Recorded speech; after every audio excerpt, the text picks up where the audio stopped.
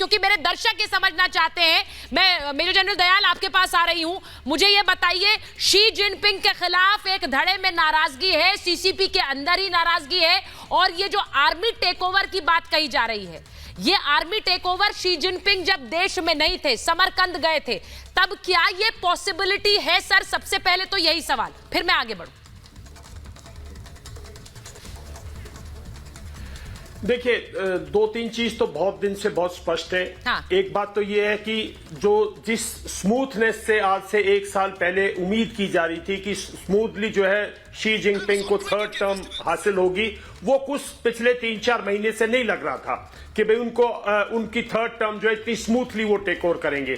दूसरी बात यह है कि जितना समरकंद में अगर आप उनकी पूरी बॉडी लैंग्वेज, उनके इवेंट्स, उनका बोलने का ढंग, उन्होंने कोई किसी किस्म की बड़ा भाषण, कोई किसी किस्म की बड़ी मीटिंग्स नहीं की, और फिर जिस तरह से वो समरकंद से वापस आए हैं, कहीं ना कहीं उनके मन में एक ग्रह युद्ध का संकोच, युद्ध नहीं कह सकते इसको, देखिए।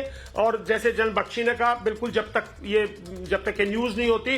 और सुचरिता, सबसे बड़ी बात तो ये है, अगर आपके इस शो के बाद चाइनीज एम्बेसी आपके शो का खंडन नहीं करती, नॉर्मल हालत में वो एकदम ऑब्जेक्ट करते हैं ऐसी बात का, तो इसका मतलब कहीं ना कहीं दाल में काला नहीं, दाल ही काली है।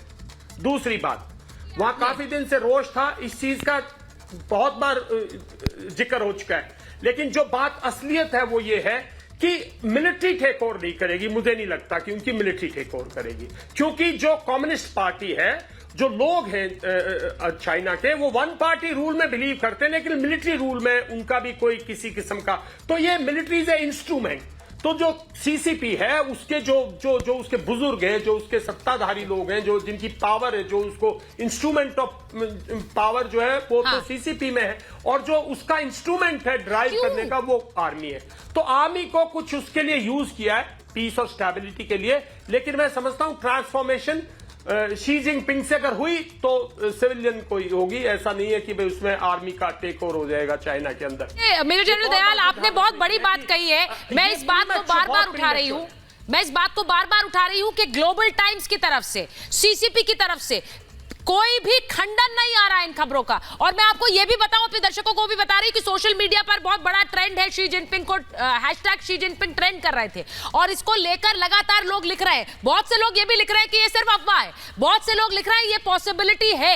और इसीलिए आज मेरे साथ एक बहुत बड़ा पैनल है आर्मी वेटरन्स का, जो ये बता रहे हैं कि क्या ये पॉसिबिलिटी है, और शी जिनपिंग की कोई पब्लिक अपीयरेंस ना होना समरकंद से आने के बाद एक तरफ से और बल दे रहा है इन अपुष्ट खबरों को।